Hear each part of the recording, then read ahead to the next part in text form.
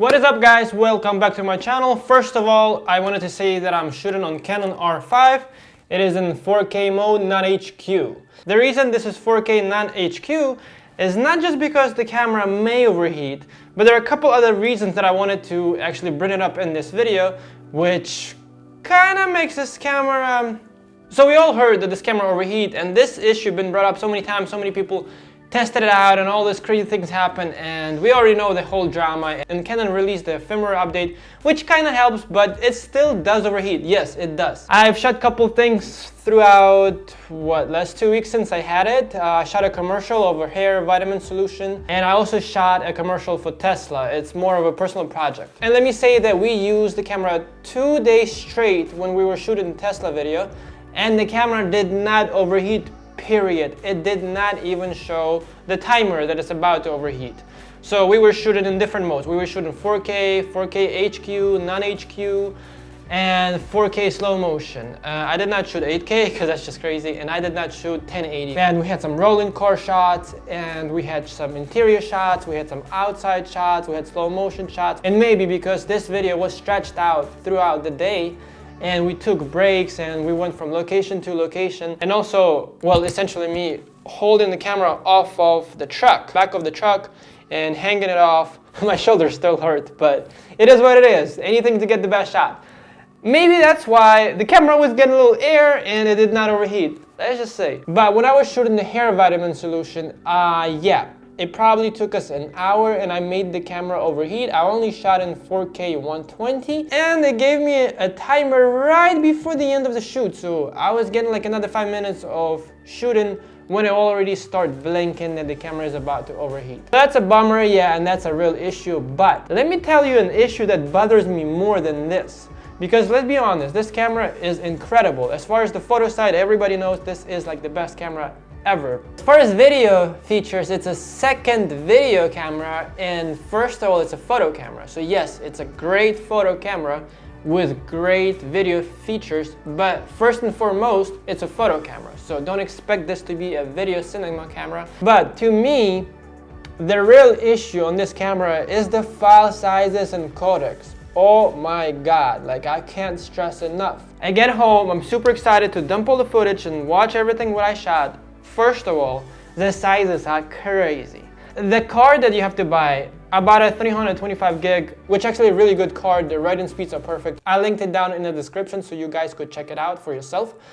But I filled up the camera in a day, 325 gigs. Like this would never happen on my Canon R, and like I would use 128 gig cards, and this would last me a couple days on a trip, and I would shoot non-stop, but I would shoot 1080 60, 1080, 24, and nothing really crazy. But now we have these huge file sizes, we have this crazy codecs, which makes the camera editing process, makes it so much harder.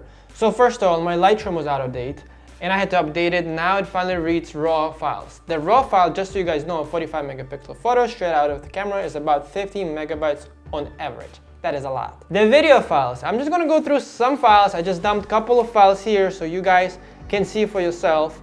And I cannot even open them up on the computer, but they open up in Premiere. So for example, I got just really short slow motion clips, and here's the file sizes. 3.8 gigs, 2.78 gigs, 500 megabytes, 1.39 gigs, 1.78 gigs, 5.24 gigs. And I'm talking about like 20, 30, 40, 47 seconds, a minute and a half max videos. So you get 45 seconds on average, 2 gigs. So like 1 minute of video is about 2 gigs in 4K non-HQ. 4K 120 or HQ is even more. I'm not even mentioning 8K here. So first of all, you're spending $4,000 on the camera. Then you have to buy expensive memory cards, and then you have to buy hard drives, SSD drives, so you can edit it off, so you can do your backups. So you're gonna run out of space quickly. That is a big deal for me. I don't care if this camera overheats after some time. I can get used to the most that I'm comfortable shooting at. So now I'm stuck with these crazy file sizes, and that is the next thing that I wanted to talk about. So let me show you guys in Premiere. I just imported a couple of these files just to show you guys an example what is happening here. I have a MacBook Pro 15-inch, and I also use my iMac 27-inch as a main computer, which is spec'd out to 40 gigs of RAM. It has 8 gigs of NVIDIA card, and it has plenty of SSD drive, and it's i7. Here's one of the files that I'm previewing. I'm trying to play back 1/16 of a quality. Really? Like, I'm not even trying full quality here. Like, if I scroll through the video, I can't even view this video. Like, it's ridiculous. By the way, all of this was shot in C-Log. And I mean, here it is. So it kind of played back in full, and then it stutters.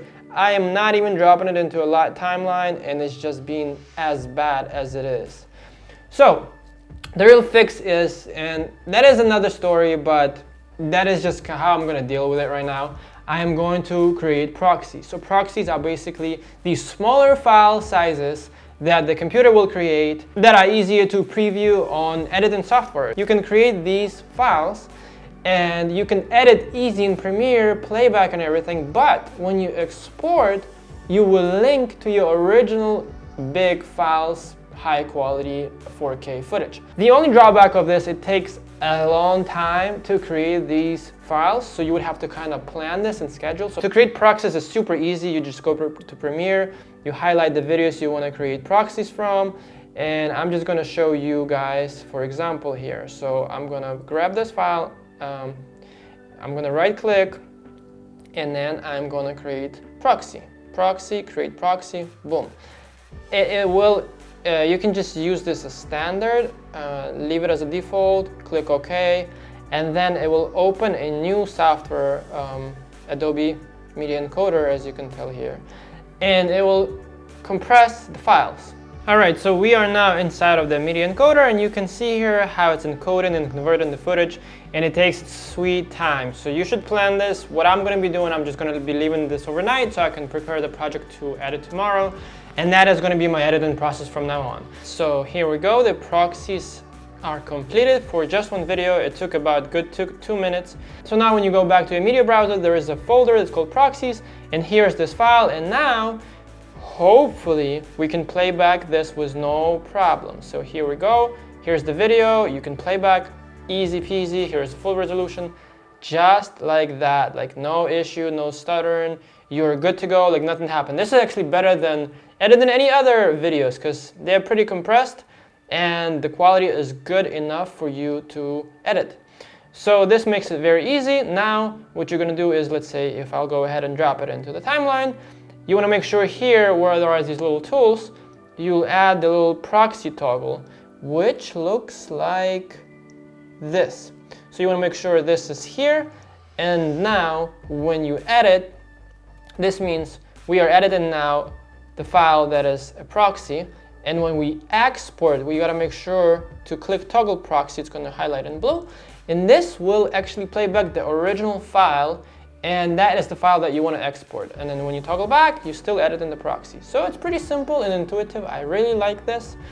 Also, I wanted to tell you guys a couple of tips how to speed up editing process in Premiere. You want to make sure, and I do this once in a while, a couple of steps. So you go to Window, Workplaces, and you do reset to save layout. This kind of refreshes the whole layout in your Premiere, and it kind of speeds up the process. Then you want to make sure also, here in Preferences, go to Media Cache, and once in a while delete the cache. So you would go here and it says Remove Media Cache and delete it. Also, you hit Browse, and I like to save this in your SSD drive which you edit from. And also, it's a funny story, but let me tell you, I deleted all the games, all the video editing software that I have, other than the one that I use, which is Premiere Pro, out of my Mac, and it started performing way better. So that is just some tips for you guys, so hopefully it will help you to edit these files kind of easier. As far as the R5, oh my god, I love the camera so far. Like I said, I only had it for 2 weeks and I just shot 2-3 projects. I love the quality that I see, like it's crazy. It's just my only complaint is that the files are heavy And like I said, that is my solution for right now, and I don't have the money to buy the Mac Pro for like $50,000. I hope you got some valuable information out of this video. Please don't forget to like, as it helps out my channel a lot. And also comment below if you know any other ways to speed up the editing process. I would really like to know. Thank you guys so much for watching. Don't forget to subscribe. See you next time. Peace.